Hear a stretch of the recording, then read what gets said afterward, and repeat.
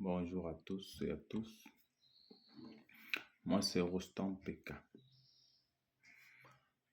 Ici, on parle du développement personnel et tout ce qui est lié à l'évolution euh, ou à l'atteinte ou tout ce qui peut permettre aux uns et aux autres d'atteindre les objectifs qui se sont fixés, dépendamment des objectifs.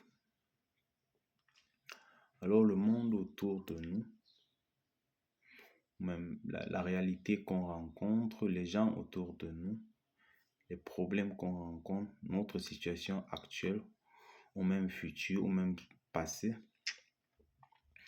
est en quelque sorte une résultante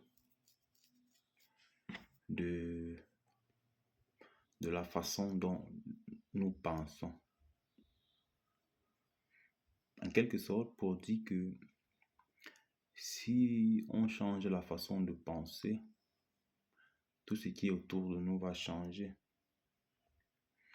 Il y a une petite anecdote que j'ai entendue. Quelqu'un disait que si vous ramenez chez vous un morceau de bois qui est infecté par des fourmis, vous n'allez pas vous plaindre que les fourmis se retrouvent partout chez vous, mais vous allez comprendre que c'est le fait que vous ayez amené ou bien transporté ce morceau de bois chez vous qui a fait en sorte que vous soyez confronté aux fourmis. Ce n'est pas aux fourmis, la plainte ne doit pas se diriger, ne doit pas être rédigée vis-à-vis des fourmis, mais on doit ici, selon ce que cette personne disait, ici admettre, reconnaître que la responsabilité ou l'erreur a été la mienne, l'erreur a été de ma part, parce que j'aurais dû, avant de transporter ce morceau de bois, inspecter pour voir effectivement si ce dernier pourrait avoir des éventuelles conséquences. Mais je ne l'ai pas fait, alors je suis forcé d'assumer les conséquences. Et je dis cette anecdote parce que ça renvoie plus ou moins, ça fait référence plus ou moins à notre situation ou bien aux situations qu'on rencontre quotidiennement. Par exemple, pour des personnes qui sont, n'est-ce pas, à la recherche d'un partenaire ou bien d'une relation amoureuse et qui tombent toujours dans le piège de rencontrer toujours des personnes qui ont le caractère qu'elles ne, qu'elles ne collaborent pas, bien qu'ils se comportent d'une manière qui ne va pas dans le même cadre que cette personne aimerait bien. Et puis on se demande qu'est-ce que j'ai fait pour mériter ça? Ou bien le monde est injuste? Ou bien je suis une bonne personne, mais les gens me traitent toujours de la mauvaise façon. Ayant élaboré, oui, ayant commencé mon propos en énumérant, n'est-ce pas, en racontant cette anecdote, on se rend ici compte immédiatement que le seul et unique responsable de tout ce qui nous arrive, tout ce qui peut nous arriver, 95% de cas, la plupart du temps, c'est de notre faute. Ouais. Parce que si cette personne-là avait certains standards, si cette personne-là avait une feuille de route, je vous rassure que il y a des gens qu'il ne compte tenu du standard que cette personne s'est posé. Il y a des gens qui vont se sentir immédiatement désintéressés une fois qu'elle est dans les environs, bien une fois qu'on la rencontre. Puisque vous ne vous êtes pas fixé des standards, alors ne soyez pas étonné que vous attirez tout le monde. Parce que vous ne vous êtes pas fixé ces standards-là. Et ça peut être tout. Par exemple, pour une façon pratique, ça peut être peut-être comment vous vous habillez, ou bien comment est-ce que vous vous présentez, même la démarche, comment est-ce que vous marchez. Et ce sont des petits détails là qui disent plus sur vous-même que ce que vous pensez. Il y a une citation qui dit que euh, les hommes jugent votre apparence et Dieu juge votre cœur. Donc, avant toute chose, on se rend ici compte que ce n'est pas certainement ce que vous pensez qui intéresse les gens. Alors, si vous vous fixez un certain standard, il faut que ce standard-là soit approprié. Il faut que ça se voit. Il faut que quand vous passez, que vous présentez, que vous donnez l'air de du standard que vous vous êtes fixé.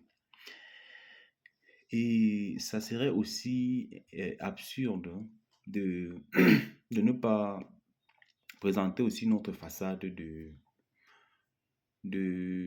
cette analyse-là en disant que une fois que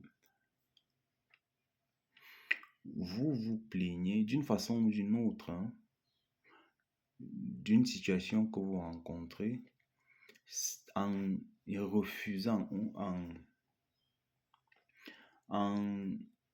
jetant le tort sur peut-être sur des événements externes, en pointant du doigt quelque chose externe, en disant que vous n'êtes pour rien par rapport à ce qui vous arrive, il y a deux cas de figure.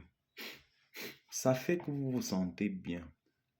Ça, c'est le premier cas de figure. Et le deuxième cas de figure, ça fait que vous n'êtes pas poussé à chercher des éléments de remédiation, à chercher comment remédier ça.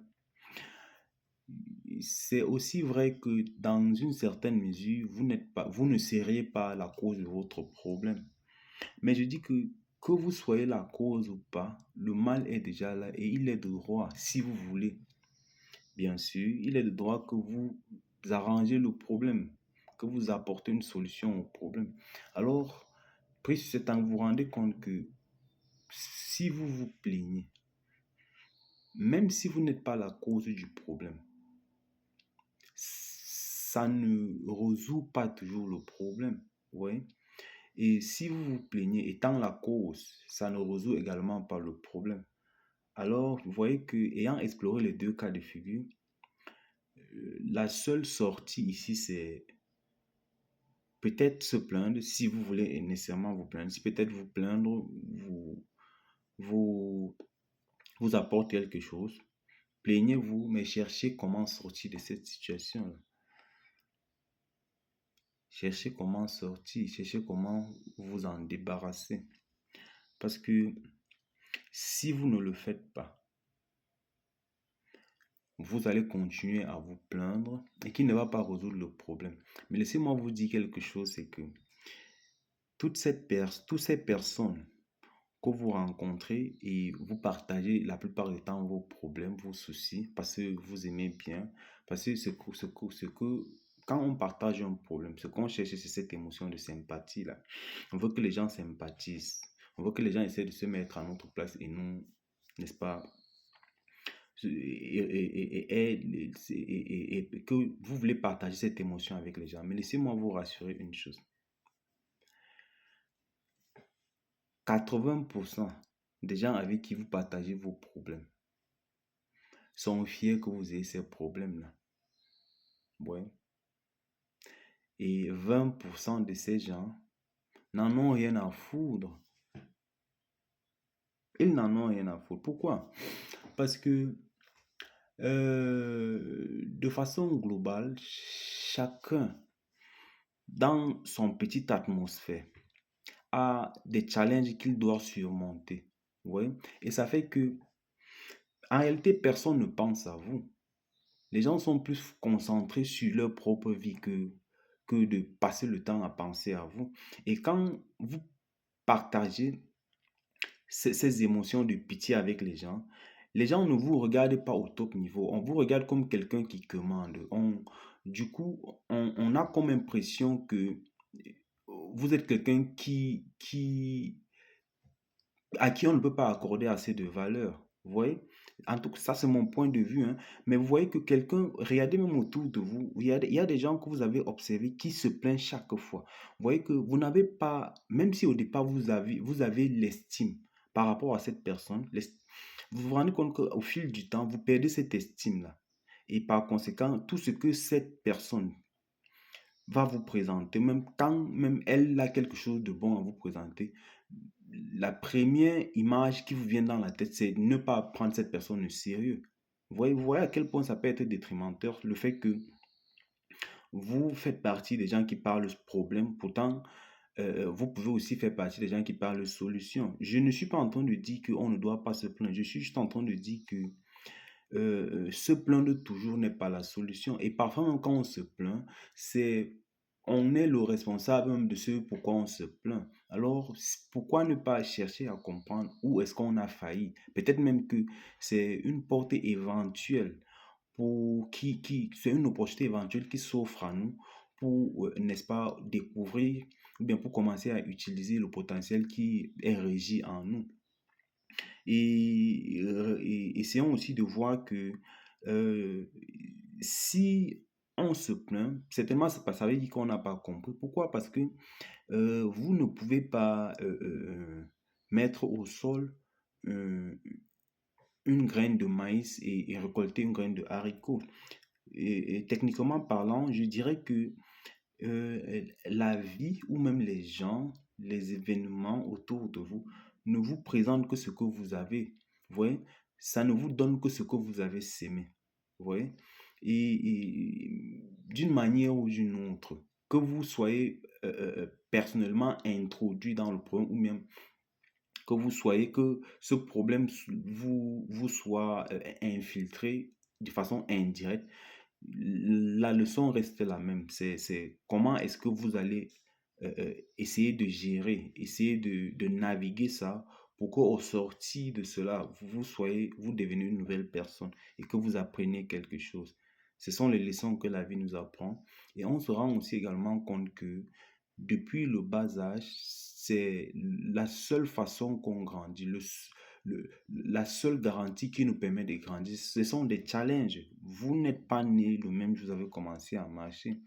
Oui, vous avez subi beaucoup de tracasseries en tant qu'un enfant. Vous avez commencé par ramper, vous êtes même tombé. Parfois, vous avez eu des égratignures et c'est comme ça. Alors, on doit accepter tous ces challenges que la vie nous présente et je sais que c'est pas toujours facile, mais on ne doit pas oublier les sorts que ces challenges nous réservent, ce qui est d'ailleurs toujours, si on persiste, l'essor est toujours positif. Alors, si vous avez aimé la vidéo, n'hésitez pas à me laisser un pouce. On se retrouve dans les commentaires. Merci.